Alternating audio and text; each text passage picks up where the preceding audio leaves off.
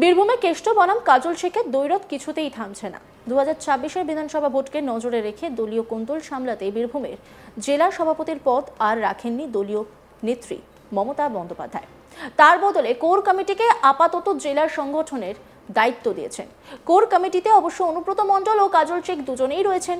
সোমবার 26শে মে বোলপুর শহরে দলের সমস্ত নেতাকর্মীরা অংশ নেন মহামিছিলে। শহরের বিভিন্ন জায়গা থেকে মিছিল শুরু হয়। এদিন জমায়েত হয় বোলপুরের চারমাথা মোড়ে। সেখানে মঞ্চে উপস্থিত হয়েছিলেন কোর কমিটির সদস্যরা, কিন্তু এদিনও অনুব্রত মণ্ডল উঠলেন না মঞ্চে। নিজের হুটখোলা জিপ গাড়িতে দাঁড়িয়েই বক্তব্য রেখে চলে যান তিনি। বক্তব্য রাখার সময় মঞ্চে উপস্থিত সভাধিপতি কাজলকে দেখতে পেলেন না অনুব্রত। বললেন সভাধিপতি আছে কিনা জানা নেই। পাল্টা অনুব্রতকে নিশানা করে কাজলের কটাক্ষ। মনে হয় চশমা পরেননি, হয়তো বয়স হয়ে গিয়েছে, ভালো করে দেখতে পাচ্ছেন না। তাহলেই বুঝুন পরিস্থিতি কোন জায়গায় দাঁড়িয়ে।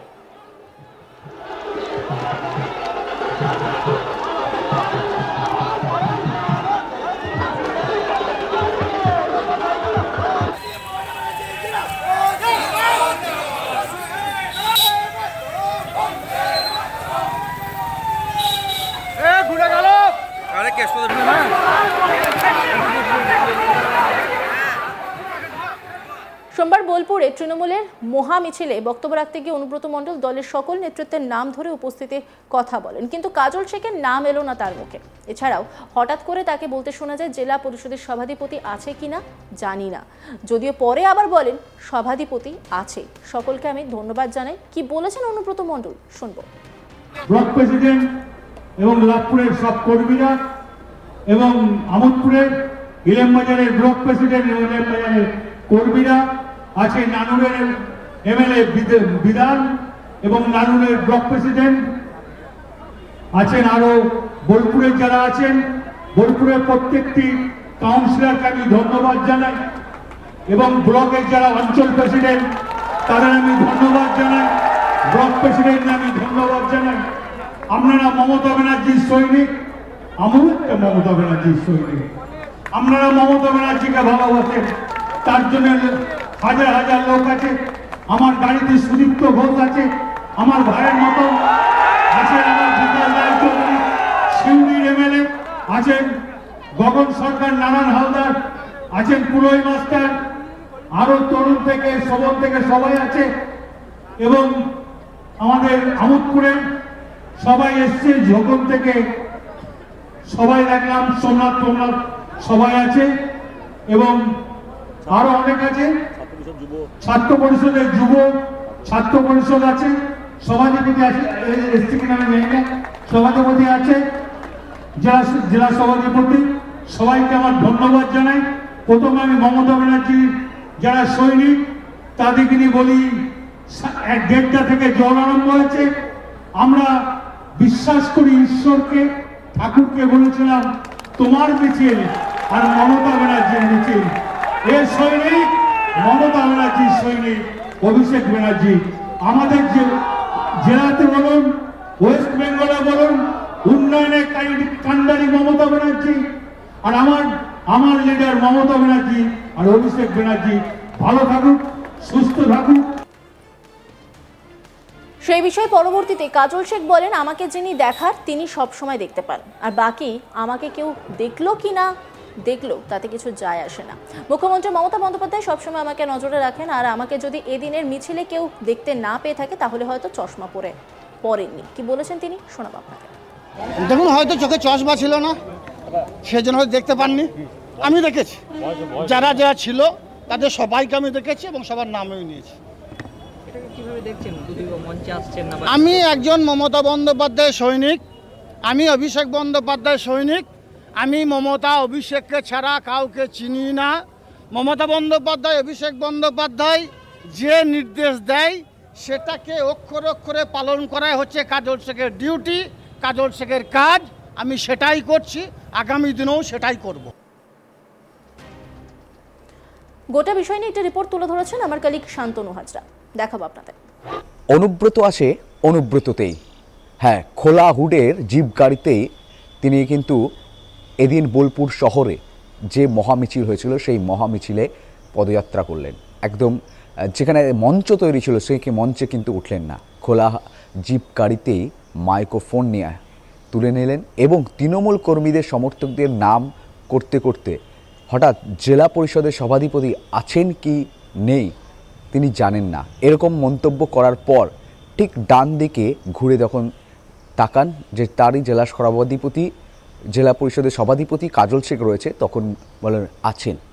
এই শব্দর পরই কিন্তু রাজনৈতিক পারদ কিন্তু তুঙ্গে উঠে গেল তৃণমূলের মধ্যে। ঠিক এই মন্তব্যের পরই কিন্তু কাজল শেখ বলে উঠলেন যে চশমা, উনি হয়তো চোখে চশমা পড়েছিলেন না, কিন্তু আমরা দেখেছি অনুব্রত মণ্ডলকে কখনো চশমা পড়তে দেখিনি। চশমা ছাড়াই অনুব্রত মণ্ডল বিভিন্ন পদযাত্রা, মিটিং, মিছিল করে থাকেন। তাহলে কাজল শেখ অনুব্রত মণ্ডলকে কেন এ মন্তব্য করলেন বা এ কটাক্ষ কারণ কি, এই আক্রমণের কারণ কি, এই নিয়ে কিন্তু উঠছে প্রশ্ন। অন্যদিকে বিরোধী দলের দাবি এই মুহূর্তে বীরভূমের কাজল কেষ্ট বানাম যে লড়াই সেটি একটি গণিতের অঙ্ক, যা মিলবে না, যা মেলার নয়। এমনই মন্তব্য, বিস্ফোরক মন্তব্য ছুড়েছে ভারতীয় জনতা পার্টি, বাম, কংগ্রেস সকলেই, এবং প্রকাশ্য মহা মিছিলেই একের অপরকে কিন্তু উক্তির মধ্য দিয়েই বুঝিয়ে দিলেন কে বেশি শক্তিশালী, কে বেশি ক্ষমতাবান। বীরভূমে কার তৃণমূলের যে পরিচালন ক্ষমতা কার হাতে থাকবে তা কিন্তু স্পষ্ট করে বুঝিয়ে দিচ্ছে অনুব্রত। কারণ নলহাটি থেকে অনুব্রত মণ্ডলই এই মিছিলের ডাক দিয়েছিলেন, আর এই মিছিলের ডাকে সিলমোহর দিয়েছিলেন তৃণমূল সুপ্রিমো মমতা বন্দ্যোপাধ্যায়। ঠিক কোর কমিটি বৈঠক চলাকালীন যে অনুব্রত মণ্ডলের নির্দেশেই ওই বৈঠক হবে। এবার রয়েছে রামপুরহাট, হয়েছে বোলপুর, হয়েছে এবার হতে চলেছে সিউড়িতে। কিন্তু রামপুরহাট ও বোলপুরের দুই জায়গায় চিত্র কিন্তু একই দেখা গেছে।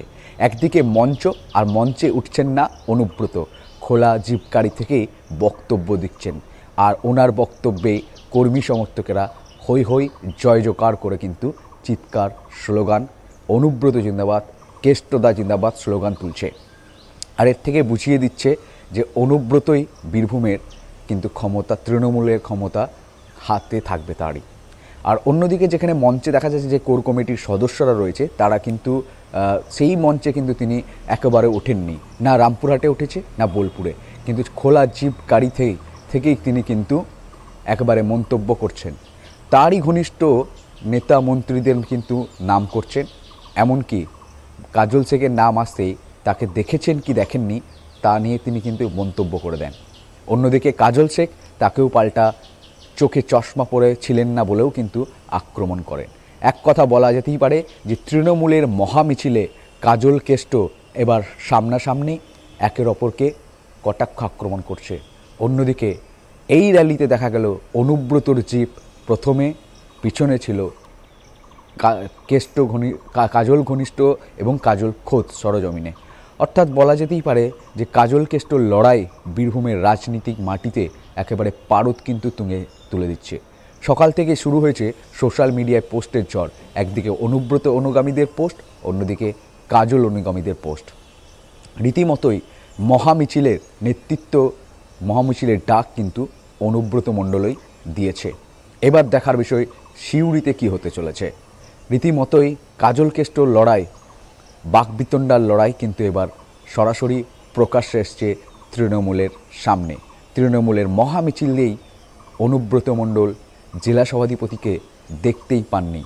অন্যদিকে জেলা পরিষদের সভাধিপতি কাজল শেখ তিনি বলছেন যে অনুব্রত মণ্ডল হয়তো চোখে চশমা পড়েছিলেন না। অন্যান্য খবরের আপডেটের জন্য অবশ্যই নজর রাখুন আজ তাক বাংলার ইউটিউব স্ট্রিমিংয়ে।